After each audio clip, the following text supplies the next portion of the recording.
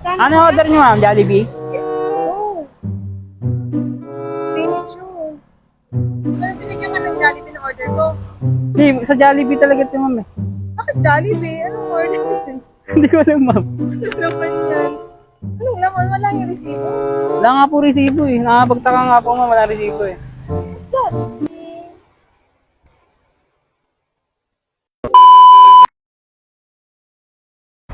So, yun, what's up mga karub? So, panibagong araw na naman at panibagong prompt na naman for this video.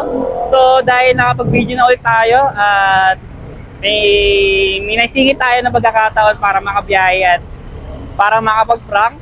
So, sisimulan natin ulit ngayon ang pagka-prank natin. So, marami tayong ginawa sa school works natin, kaya masyado tayo na busy. At di na tayo nakapag-post ng mga prank natin sa mga customer natin. So, dahil medyo dahil may oras din tayo ngayon, dahil nakabiyahe tayo ngayon, magpaprank ulit tayo ng customer. So, hindi ko na na-videoan yung order ni customer na Greenwich na pizza combo ba yun.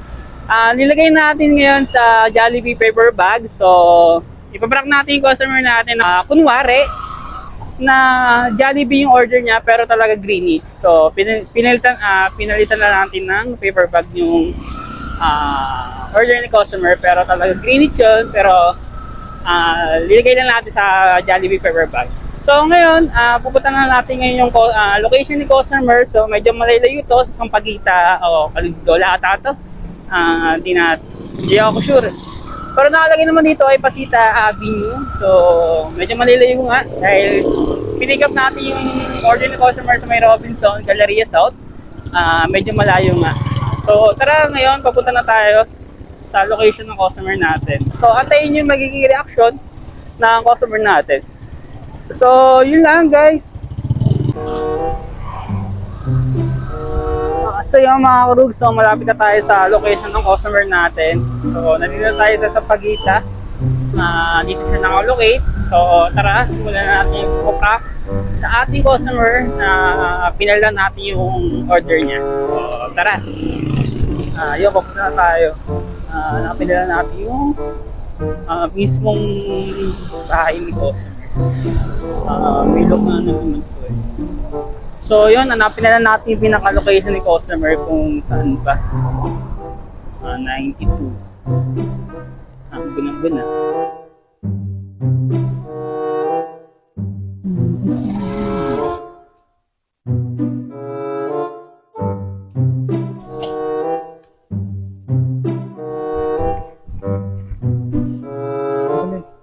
Opo.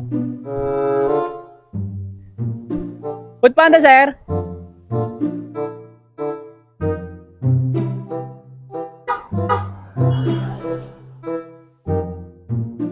Nasa taas kasi yung number oh. Ayun oh. Nakikita nyo ba guys? Hindi ko nakikita.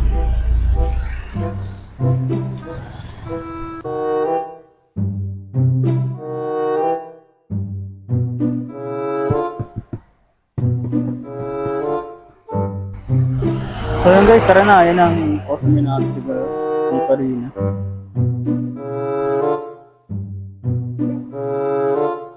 Kala ko doon po yung location. Nagalit tuloy yung babae doon. Doon kasi nakalugate mo eh. Ay, di ba 92? Oh, hindi ko nakita agad yung number sa taas pala. Magkano? Ano order niyo, ma'am? Jollibee? No. Spinach yun. Pero ano yung pangalan ba? Ano na ba? Ano pangalan ko yan?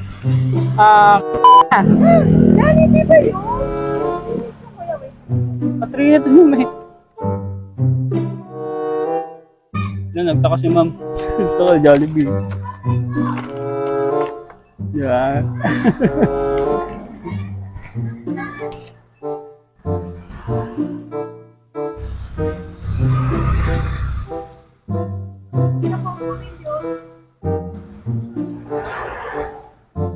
Ano yung address? Pero kasi pangalan eh. Nagkataka mo. Oo nga. Kasi yung location niya dito sa bandang kanto. Kaya din ako pumunta. Jollibee lumabas. Doon sa computer ko, Greenwich yung in-order ko. Pizza combo. Ano binigyan ka ng Jollibee na order ko. Hindi, sa Jollibee talaga ito, ma'am. Bakit Jollibee? Anong order? Hindi ko alam, ma'am. Ano naman yan? Anong laman? Wala yung resibo. Wala nga po resibo eh. Nakapagtaka nga po, ma'am. Wala resibo eh. Jollibee? Eh, pero drainage yung laman, kuya. Hindi, ma'am. Pinabrak lang po sa... Kuya naman, vlog. Vlogger ba ako, ma'am? Bali talaga ang pangalan niyo talaga, ma'am. Masaway ka, kuya. 455, ma'am. Dahil dyan ka pili. Mama. 455. Wala kang Kailangan ko pa ako to. Wala kayong 5 piso, ma'am. Kuya, 455. sa'yo na yan, kuya. Okay, ma'am. Thank you, ma'am. Pupost ko ito, ma'am, ha? Thank you.